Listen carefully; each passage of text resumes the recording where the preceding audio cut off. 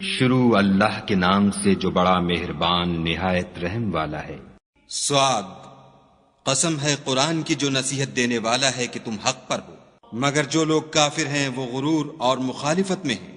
ہم نے ان سے پہلے بہت سی امتوں کو ہلاک کر دیا تو وہ عذاب کے وقت لگے فریاد کرنے اور وہ رہائی کا وقت نہیں تھا، اور انہوں نے تعجب کیا کہ ان کے پاس انہی میں سے ہدایت کرنے والا آیا، اور کافر کہنے لگے کہ یہ تو جادوگر ہے، جھوٹا۔ کیا اس نے اتنے معبودوں کی جگہ ایک ہی معبود بنا دیا؟ یہ تو بڑی عجیب بات ہے۔ تو ان میں جو معزز تھے وہ چل کھڑے ہوئے اور بولے کہ چلو اور اپنے معبودوں کی پوجا پر قائم رہو، بے شک یہ ایسی بات ہے جس سے تم پر شرف و فضیلت مقصود ہے۔ یہ پچھلے مذہب میں ہم نے کبھی سنی ہی نہیں، یہ بالکل بنائی ہوئی بات ہے۔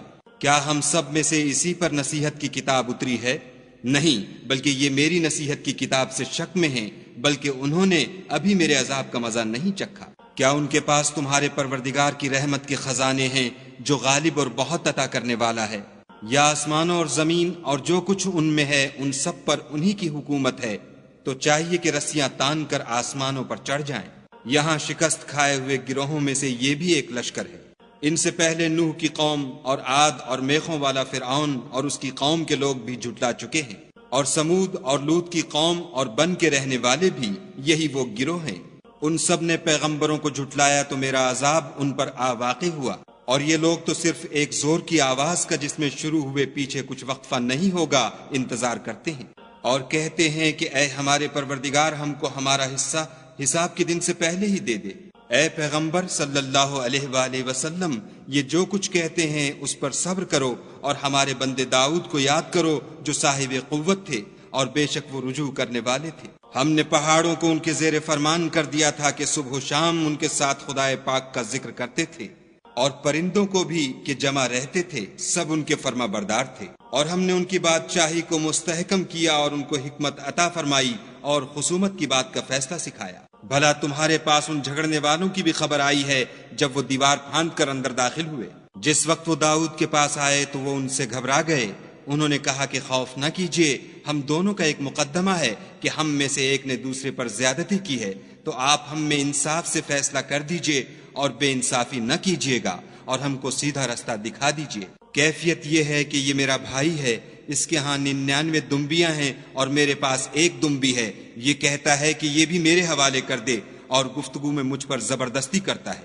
انہوں نے کہا کہ یہ جو تیری دمبی مانگتا ہے کہ اپنی دمبیوں میں ملا لے، بے شک تم پر ظلم کرتا ہے، اور اکثر شریک ایک دوسرے پر زیادتی ہی کیا کرتے ہیں۔ ہاں، جو ایمان لائے اور عمل نیک کرتے رہے، اور ایسے لوگ بہت کم ہیں۔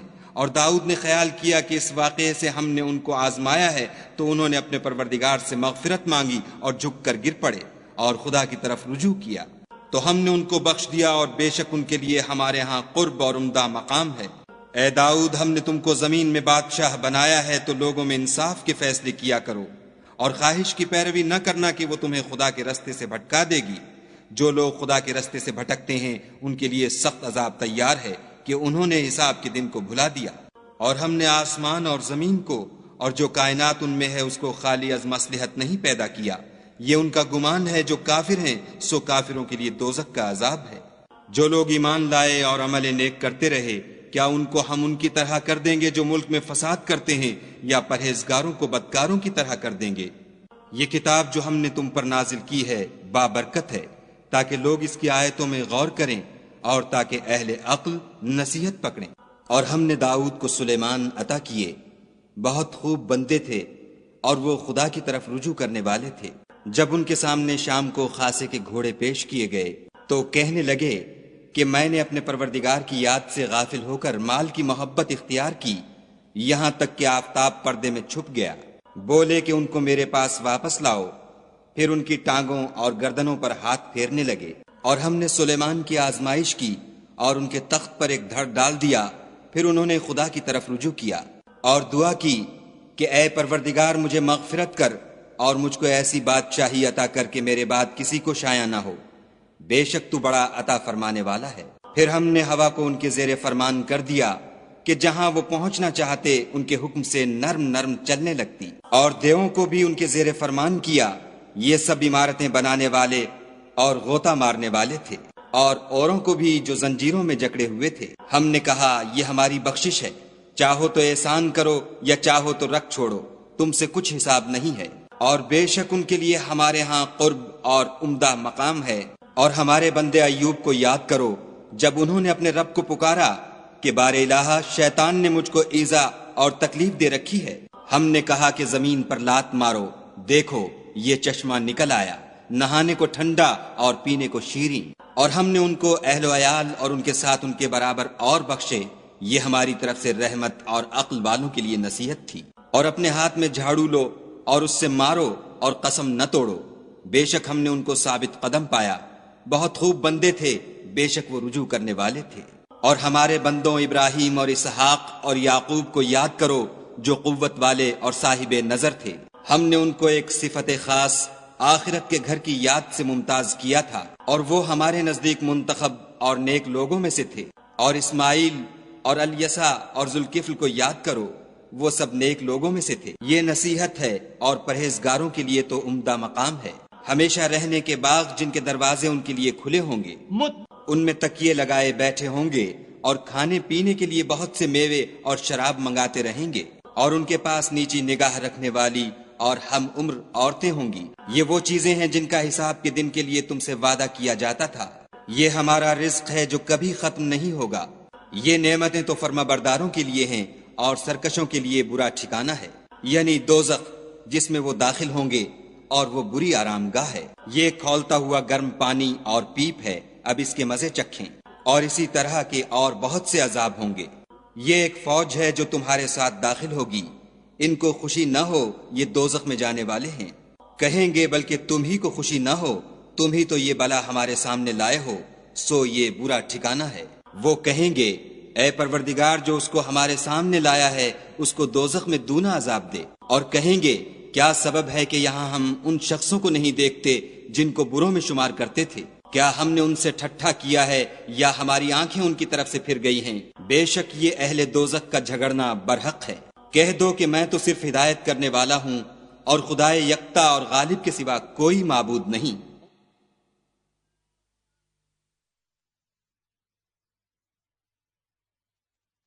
جو آسمانوں اور زمین اور جو مخلوق ان میں ہے سب کا مالک ہے، غالب اور بخشنے والا۔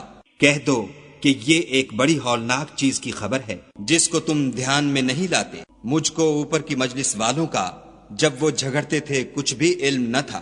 میری طرف تو یہی وحی کی جاتی ہے کہ میں کھلم کھلا ہدایت کرنے والا ہوں۔ جب تمہارے پروردگار نے فرشتوں سے کہا کہ میں مٹی سے انسان بنانے والا ہوں، جب اس کو درست کر لوں اور اس میں اپنی روح پھونک دوں تو اس کے آگے سجدے میں گر پڑنا۔ تو تمام فرشتوں نے سجدہ کیا مگر شیطان اکڑ بیٹھا اور کافروں میں ہو گیا۔ خدا نے فرمایا کہ اے ابلیس، جس شخص کو میں نے اپنے ہاتھوں سے بنایا اس کے آگے سجدہ کرنے سے تجھے کس چیز نے منع کیا؟ کیا تو غرور میں آ گیا یا اونچے درجے والوں میں تھا؟ بولا کہ میں اس سے بہتر ہوں کہ تو نے مجھ کو آگ سے پیدا کیا اور اسے مٹی سے بنایا۔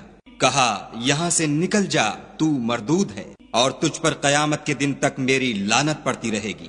کہنے لگا کہ میرے پروردگار مجھے اس روز تک کہ لوگ اٹھائے جائیں مہلت دے۔ کہا تجھ کو مہلت دی جاتی ہے اس روز تک جس کا وقت مقرر ہے۔ کہنے لگا کہ مجھے تیری عزت کی قسم میں ان سب کو بہکاتا رہوں گا سوا ان کے جو تیرے خالص بندے ہیں۔ کہا سچ ہے اور میں بھی سچ کہتا ہوں کہ میں تجھ سے اور جو ان میں سے تیری پیروی کریں گے سب سے جہنم کو بھر دوں گا۔ اے پیغمبر صلی اللہ علیہ وآلہ وسلم، کہہ دو کہ میں تم سے اس کا صلہ نہیں مانگتا اور نہ میں بناوٹ کرنے والوں میں ہوں۔ یہ قرآن تو اہل عالم کے لیے نصیحت ہے، اور تم کو اس کا حال ایک وقت کے بعد معلوم ہو جائے گا۔